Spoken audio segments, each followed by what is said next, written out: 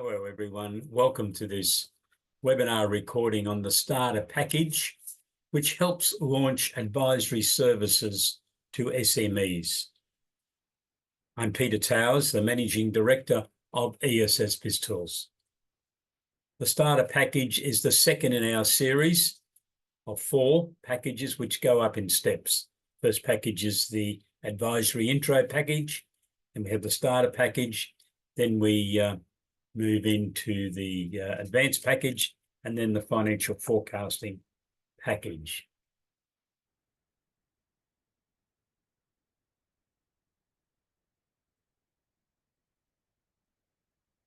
I'm now going to go onto our website and bring that up for you. So the website is now on our screen. And what we're interested in looking at is the starter package.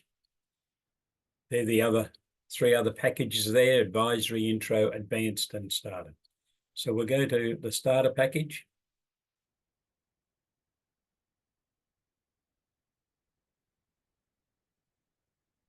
Depending on what subscription level you're subscribed for, that's what you would automatically access if you were a subscriber.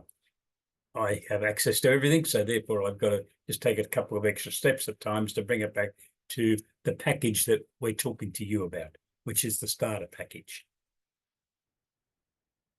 It's a wide range of material included here. We're going to start with the SME needs analysis. In each of our packages, there's a short précis introducing what this package is about. This is the initial training area, and the SME needs analysis is part of. To set the scene, you may have sent a newsletter out to your client, and we're going to show you our newsletter in a moment. And the newsletter may have referred to research and development. And you would have contacted your client, hopefully 3 or 4 days after that newsletter was sent out, and said, did you read the article? And I thought in particular, you may have been interested in the research and development article. And your client may have said yes, hopefully. And you could then have responded, well, could I come and have a cup of coffee or a cup of tea with you, or perhaps a glass of wine? And we'll discuss the issues. So that's the scene. You've now turned up. The SME needs analysis is prepared to give you some dot points to talk to your client about. You could give the client the form if you wanted to. That's your decision. You know your clients. We have 3 types of forms. The main one is the BAS needs analysis. And then we have a slight variation to that, and we have a simple SME needs analysis. We'll go to the simple form for this demonstration to you today. And I will just transfer.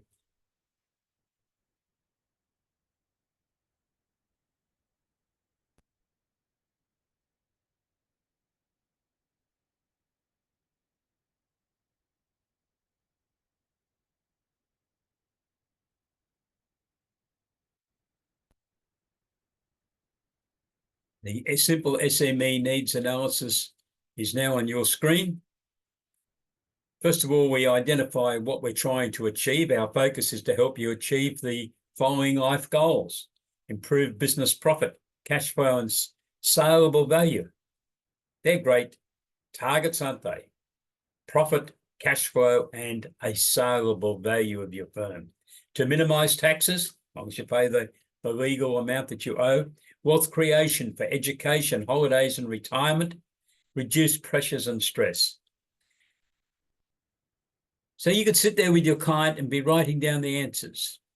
How can you improve your business? You and your role. How do you feel about your job? The hours worked. Are you happy with that? The frequency of holidays. When did you last have a holiday of more than 1 week? Profit and cash flow from your business. And I heard someone say, what do you mean 1 week? Some people, of course, our clients don't even have 1 week's holiday. So that could be something you could talk to your clients about, the need to continually refresh their bodies so that they have the energy to continue to operate in small business. Your team, What areas could be improved in your business? Which team members could help you? So who are the team members that are potentially going to be able to be promoted in the business? What about your IT? What's the financial goals? What can you do to improve sales? What can you do to improve profits and margins and so on? Do they have an advisory board? Does your client know anything about an advisory board? You could use the material within ESS BIZTOOLS to explain to him or her how an advisory board operates. How can you minimize your taxes legally? How can you grow your wealth? What will happen to your family and business if you get sick or die? And what's the follow-up action from this discussion? What have you promised to do? What are you going to send to your client? That's the simple overview of the SME needs analysis that you could be looking at to advise your client on the sort of work that you can do. I just keep on going back to the starter package. I'm now going to go to the Business Plus newsletter. This is a newsletter which we produce each month. There's a video that you can watch. There's a summary, a précis. And then we will go to download the content. Now, we've now produced 243 editions of Business Plus every month. It's been going for over 17 years. It's now produced every month of the year, plus 2 extras during the year. One on the federal budget, which we write as it affects SMEs. And the other extra one is an end-of-year tax checklist, end of financial year checklist. So I'm going to download for you the most recent Business Plus, which is the August edition. There's Business Plus there. We click on that.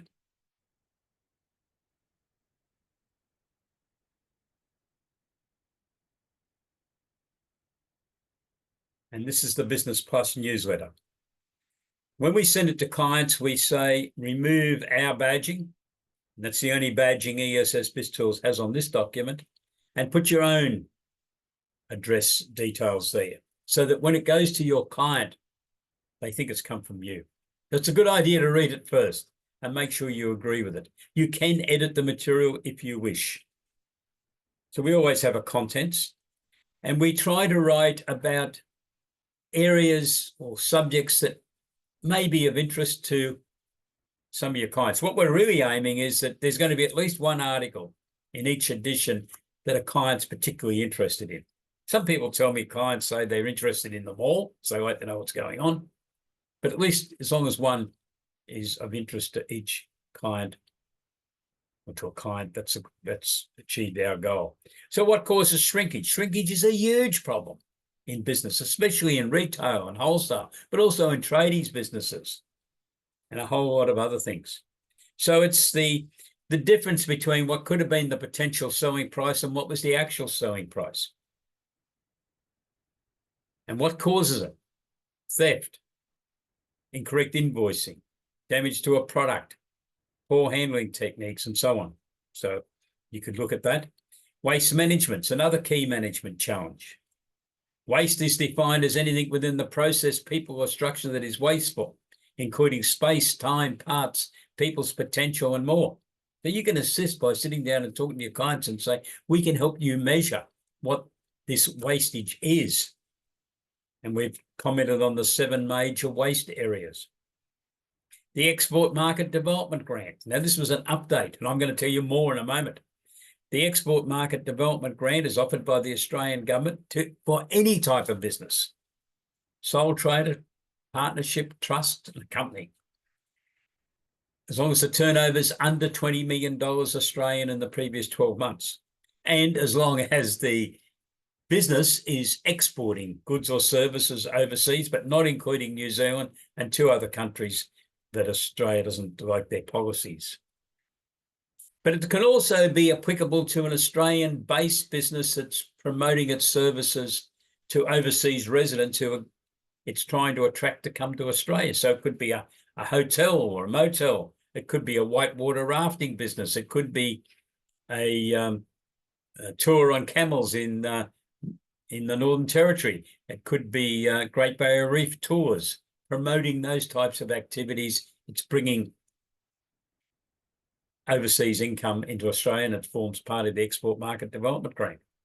So the grant was reorganised in 21-22, and you now have to apply and outline what you are going to do in the program that you would like some support for from the government. The government department that administers everything to do with exporting and this grant is Austrade. And Austrade announced a couple of days ago that the next round of grant applications will open on the 12th of November and will close presumably by the end of the year. And if you're interested, you could be talking to your clients now about this grant opportunity. Within the ESS BIZTOOLS material, we've got notes on how the Export Market Development Grant operates and hints on how you would complete the grant application. And there's a list in there of the material that you can utilise the Export Market Development Grant for. Getting presentations right, very important. Someone's going to make a presentation either to a small group or by a Zoom meeting like we're doing today, a webinar. How much preparation do you need? Do you need to set up the room and make sure everything is set up right, and make sure your presentation's going to be as good as possible? Understanding business funding. This is important because there's now more opportunity for your clients to be able to source capital from the market under Section 708 of the Corporations Act, crowdsource funding, equity raising, early stage innovation company, or even venture capital raising. So we've discussed some of these concepts, and the key discussion here is the vision. What's the leadership team want to achieve? What do the directors want to achieve? And we always have a what's it mean? So this newsletter is produced and uploaded to our website so that our subscribers can download it, rebadge it, read it, and then work out who they're going to follow up and talk to about a particular item. So if you had someone who you know is thinking about wanting to expand their business, needs more funding contributed, they may be interested in this concept of understanding business funding, or they may need some assistance in making presentations, how to use Zoom, or they may be interested in the Export Market Development Grant that I just spoke to, and so on. So that's the newsletter. It's produced each month. A subscriber can access all of the past issues going back for 17 years, and you can then utilize that with your clients. You send it to them, and then you follow up with a contact with them to see what they might be interested in hearing about from you.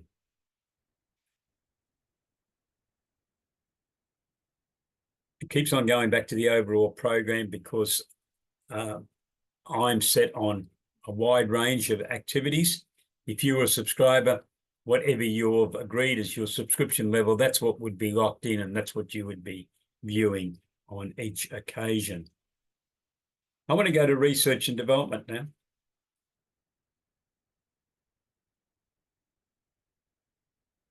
Now, this is the introduction program to research and development. So I want to set the scene. Someone comes in to see you, and they're interested in undertaking some research and development. So you need to explain to them how it works. So this is the purpose which we have this particular sheet. So with every one of our product packages, we have a procedure control form that just guides you through the process. We then have forms. We call them BAS forms, Business Advisory Services forms. And they've all got a number. And the ones that are listed here are the forms that get mentioned in the introductory overview. In the complete package, which is available in the advanced package and the final one, the full complement of forms is included, and there's 45 of those. We also have some flowcharts, and the flowchart that applies here is flowchart FC050, which is planning a research and development project. This was prepared so that you could sit down and have, first of all, a team meeting, so that in a team training session, so that your team understands what research and development's all about. But it's been factored into this particular program level to allow you to answer questions that a client might ask you. So that you could explain it to them, we're going to just run you through the flowchart. So it starts with an idea.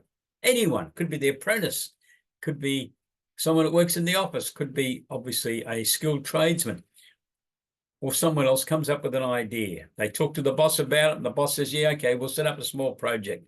I'll let you have 2 other guys, and you can have 20 hours each. You go off and develop a small project. Now, out of that, there could be a small team. A reference number would then be allocated.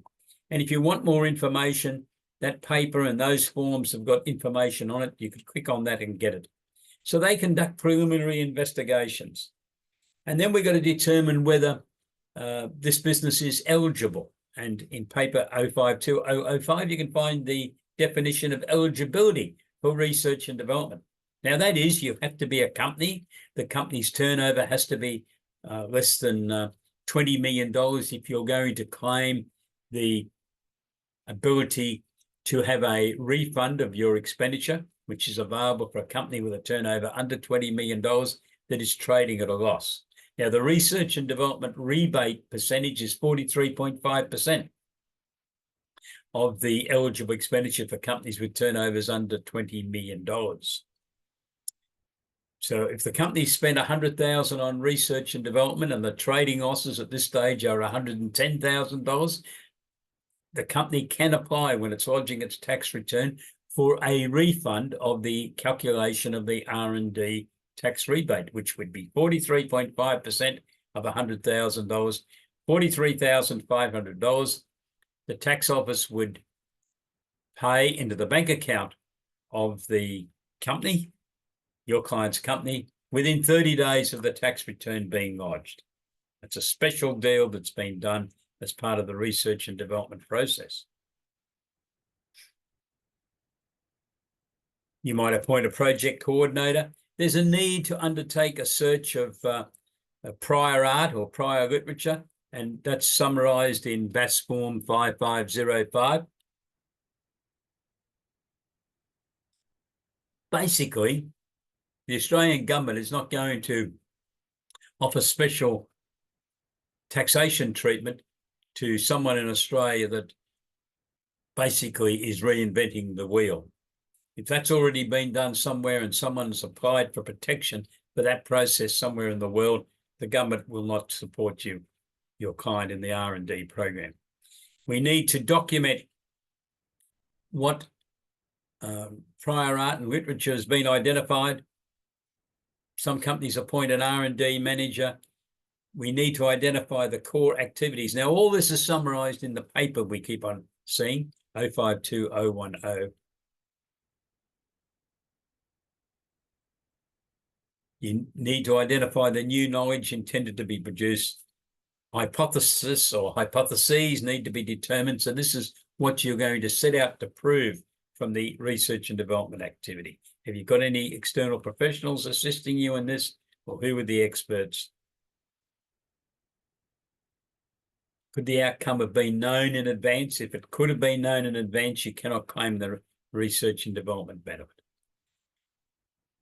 Now, I think it's a good idea to produce a development plan for R&D. It's not necessary for a small company to do so, but I really do recommend it because it keeps everyone on course as to what this is all about. So that's the BAS forms, which are designed for you to talk to your client, to get some feedback, some understanding as to what they're going to be required to do as far as R&D's concerned. The next item I want to go to is debtors management.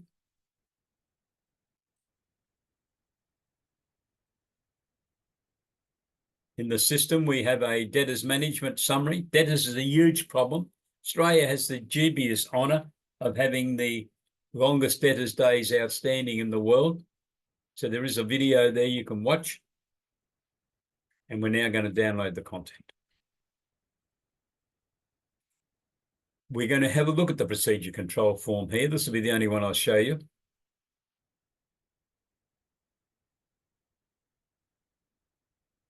The procedure control form's there to give you an overall summary of where you're at. So we have a quotation and proposal. Yes, we have them built into our system. There's a paper you can read on debtors management, 570034. And this just takes you through. We go through the preamble sort of things first. And you then start working your way through the documentation. And then you mark that you completed. So you'll be preparing this for the client that you're undertaking a debtors management system review. Recently, there was an article in the Financial Review, in fact, in February this year, written by Mr. Paul Robson, the CEO of MYOB, who was very critical of the lack of preparation that many people have when they go into small business.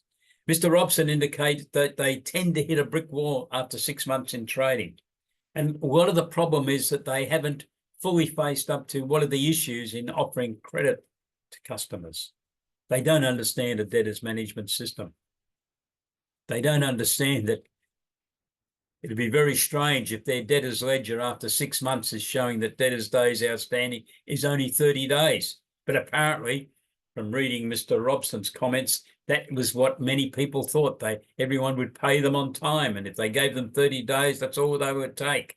Well, they got a rude awakening, because the average debtors days outstanding in Australia is substantially higher than the 30 days. And these people obviously hadn't put enough money into their business to fund those debtors figures, which might have been 70, 80 days outstanding. So this is a brief summary on the procedure control form. It's there to help you work your way through it and record what has happened. And I'm now going to pick out some of the forms which we can go to just give you an idea. One of the real problems in debtors management, I think, is not enough people worry about a welcome to new customer letter. This is an ideal opportunity for your client to be able to communicate with a new customer and tell them what the key points of doing with your client's business are. So they can confirm the credit limit and what the payment terms are.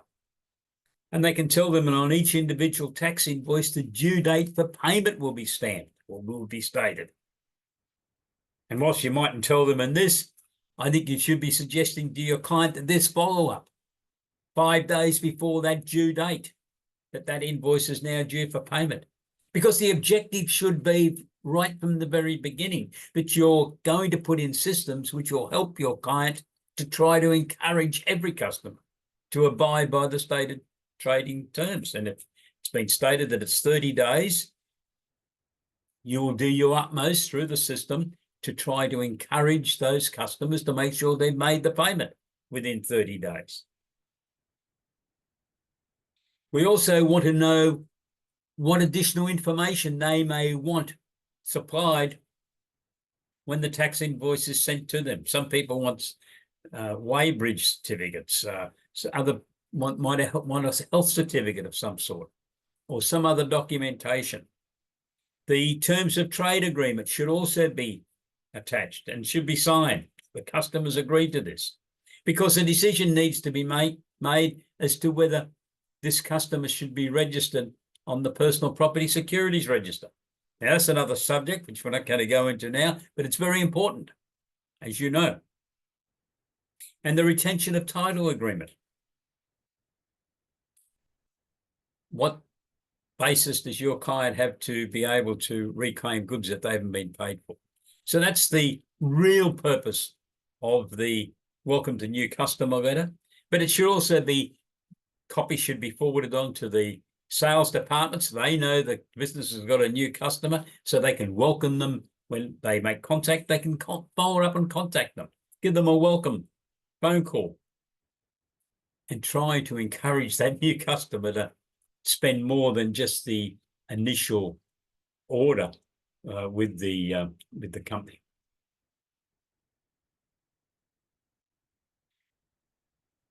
So the debtors management system covers a whole range of activities, as hopefully you can see on the screen that I'm just clicking through some of the items.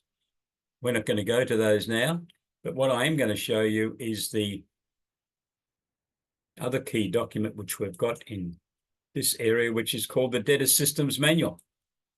This came about because I started getting phone calls from some of our subscribers a few years ago and said, well, you've got a debtor system there, but we really need to produce what a debtor systems manual should look like.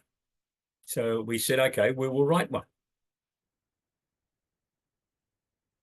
And this is the debtor systems manual. It includes all of the forms that we were just referring to. And we put it all together in paper 570033. So this is the Debtor Systems Manual.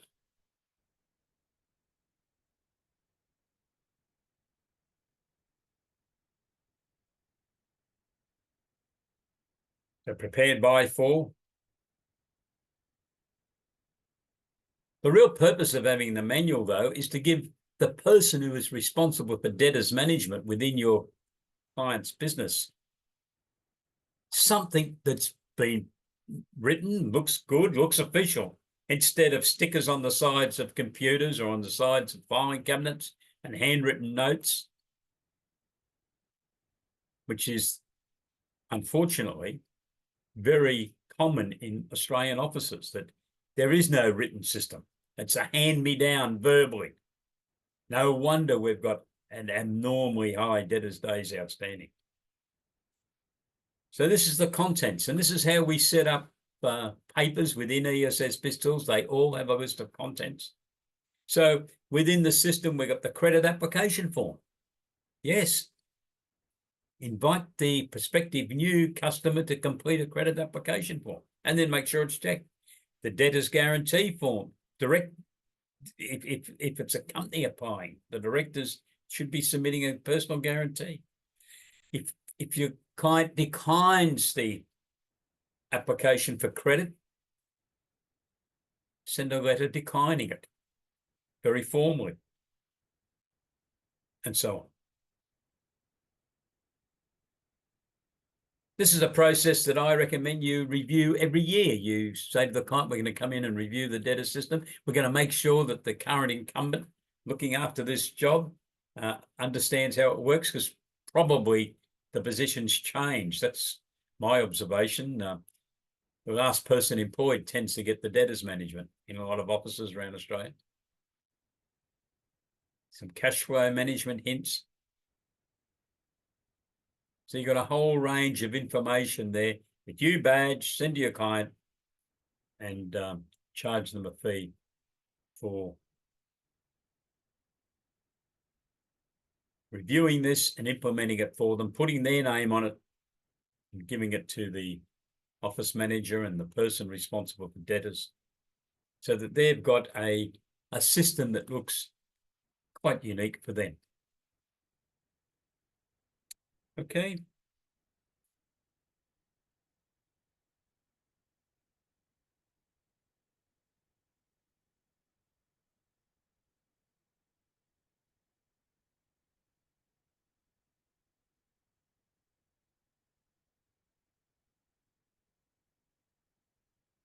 We also have buying a business.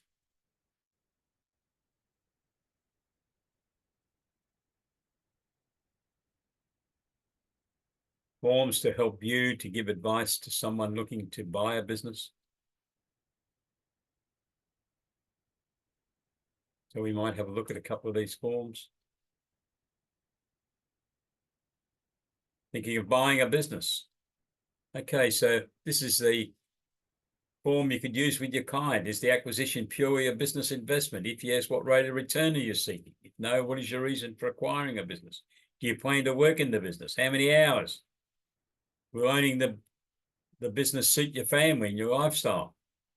Have you had training in any particular business or industry? Have you undertaken any sort of research? How much money are you prepared to invest? What do you know about the market? How big is it? Who are the competitors? How would you rate the competitors? Do a SWOT analysis on them.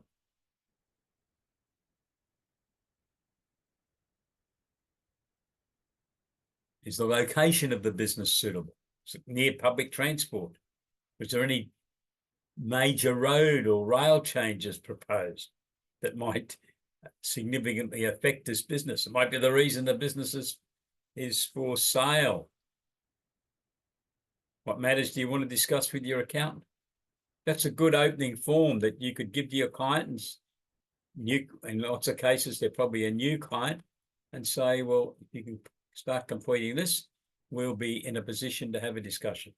So that's the buying a business material that you could look at. We also have selling a business.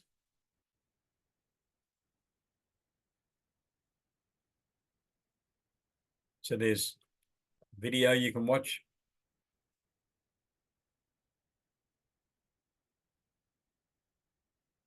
Let's look at getting ready for sale. Selling a business, getting ready for sale. What changes are necessary to improve the value? You know, some people have been in the business for a few years. There's a few things need doing, but they haven't really bothered to do them. Maybe a coat of paint, maybe fixing some broken lights. It's like selling a house. You need to make it look as good as you can on the presentation. What about the staff? Are they up to standard? Their uniforms looking nice and fresh? Who are the customers? Is there a detailed customers list? Details of what their purchases have been. Suppliers, who are they? What are their terms of trade? How does the current operator communicate with the market? What changes are necessary to replace you, because you're the vendor? How much are you carrying up there in your head that you're really going to have to document and disclose? Because otherwise, no purchaser is going to be interested in this business. They're going to be saying it's too unique to you. So what changes are necessary? What do you believe the business is worth? It's always an interesting question, isn't it? An accountant asks their client what they think the business is worth. Now and again, I get, what do you think it's worth? So, okay, we'll have a look at a few things now. When do you want to finalise the sale? I've had people come in and say to me, a couple of days' time, and I don't laugh too loud at that time, but we need to make sure that the client's expectations on how long it's going to take to sell and settle a business are realistic. Make sure the information supplied is truthful. Check the margins, gross profit percentage, labor to turnover. How do they compare to the benchmarking reports that are available? List impediments to sale. Develop a strategy to fix them. What's the main brand's reputation? What's your unique selling proposition for this business? It might be its location, it might be its team, it might be the special products that are available, but have you got them tied up, or is it only to you? Will that negotiations with the suppliers be able to be transferred to the new owner? Have you got a business plan? What's the corporate culture like?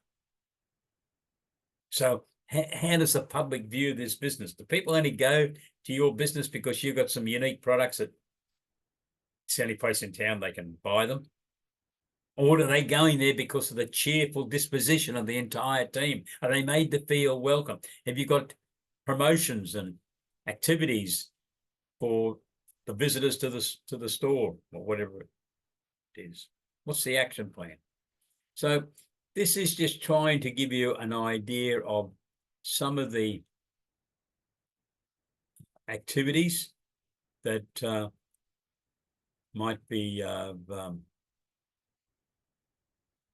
what we find, or I find quite regularly, is that people tell me that they want a certain price, and we go through it and say, well, you know, you're telling me you want $1 million. I think it's only worth, on proper accounting assessment, about $600,000. So we got a $400,000 gap. So we got here the owner's saying $1 million, you're saying 600. So we got a gap of $400,000. You could go through and work out with your client and say, well, let's identify the items that I'm concerned about, and let's look at a strategy to fix. And how long would it take to do that? Some things might only be a weekend, others might be 2 years. But go through and analyze it, and then get the client to make a decision. Is it worthwhile doing some of these things? And what's it going to cost? And what's it likely to reflect on in the overall valuation of the business? Sometimes I find that the client will delay for a couple of years the sale of their business so that they can get these items sorted out. So that's the selling a business overview that hopefully will help you. Within budgets and cash flow forecasts, we've got material which relates to budgets and cash flow forecasts and setting retail prices, and then professional fee calculator. This is for professional service organizations, and trades price calculator for tradies. Now, the tradies in particular is a very popular item. One of our subscribers started off with 10 tradie clients when he first contacted us and said, I've heard that you've got a trade charge out rate calculator, which people tell me is pretty good. So he subscribed. He now tells me he's got 110 tradie clients, and he has indicated to us that on average, each of those businesses paying $8,000 per annum more in their fees, on top of what, in addition to the fee that they're still getting charged for the annual accounts and the tax return. Got 110 of them. You do the sums. It's become a very big component of his smaller accounting firm. So let's download the content here and we'll have a look at some of these items.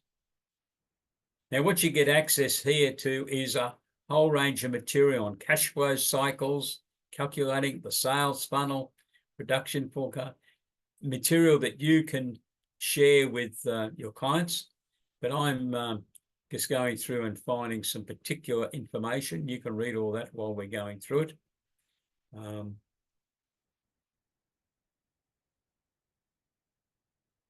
The one I wanted to get is the setting tradie charge out rate calculator.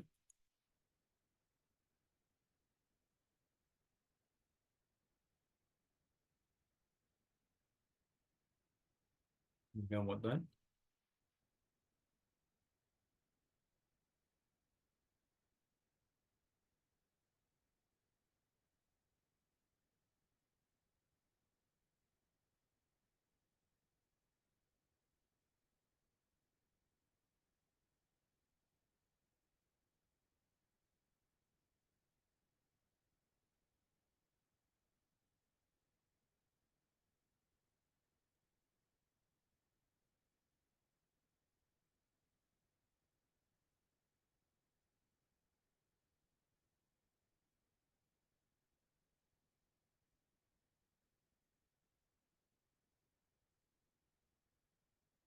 Okay, so this is the introduction to the trades charge out rate calculator. You set your details. There's some instructions there that you can read. And the first thing we go through is to calculate the on costs.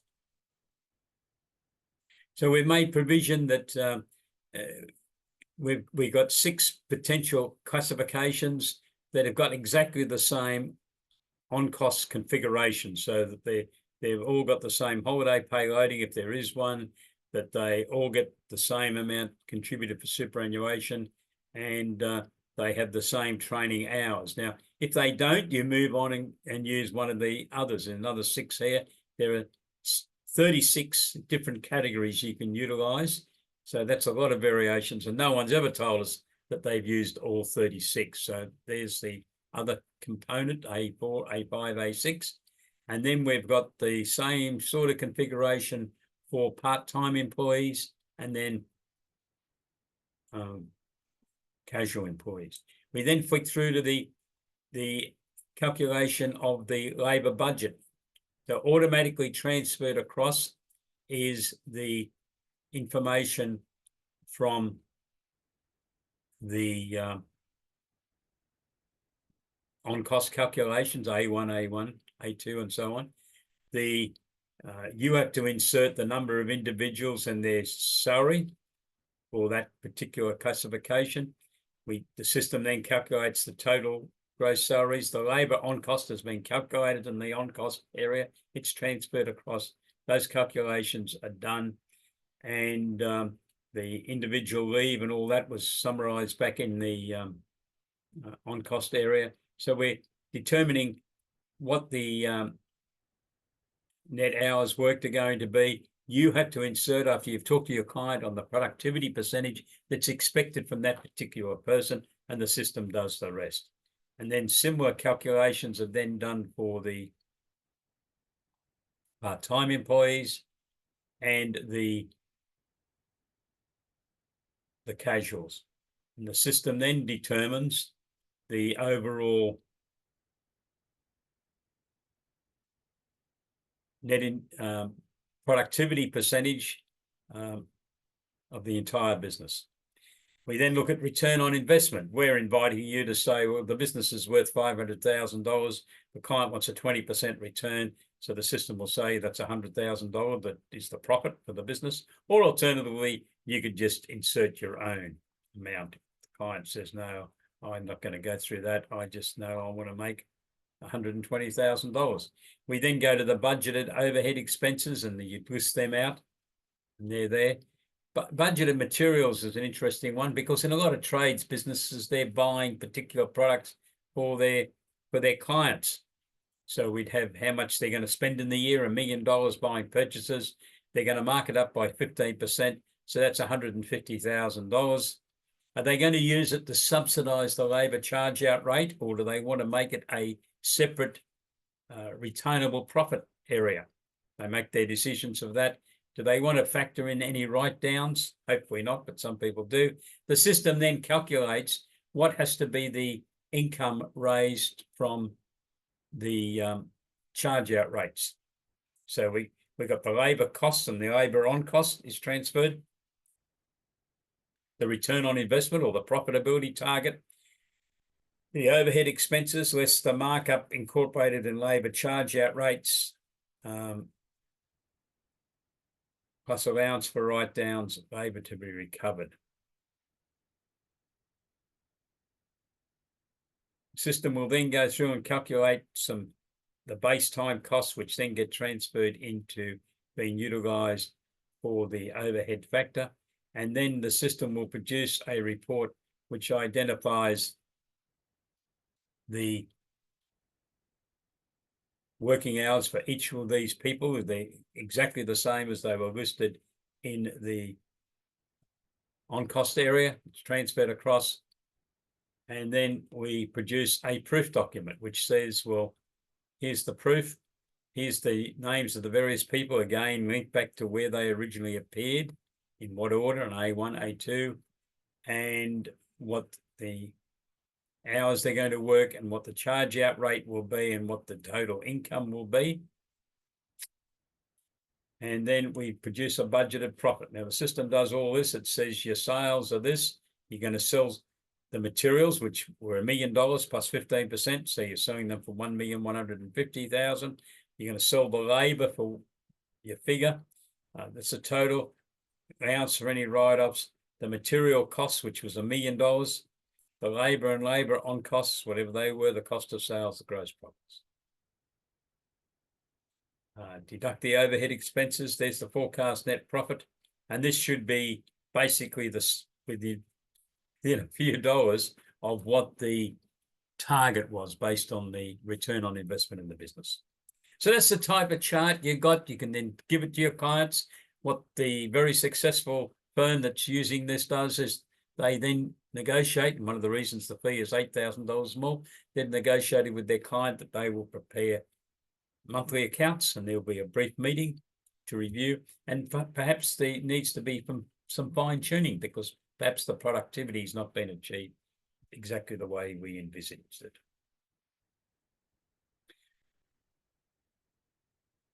If you want a more detailed overview of how that particular concept works, the tradie charge out rate calculator, we can do that with you in a separate presentation. So that's the overview of the ESS BIZTOOLS starter package. I'm just going to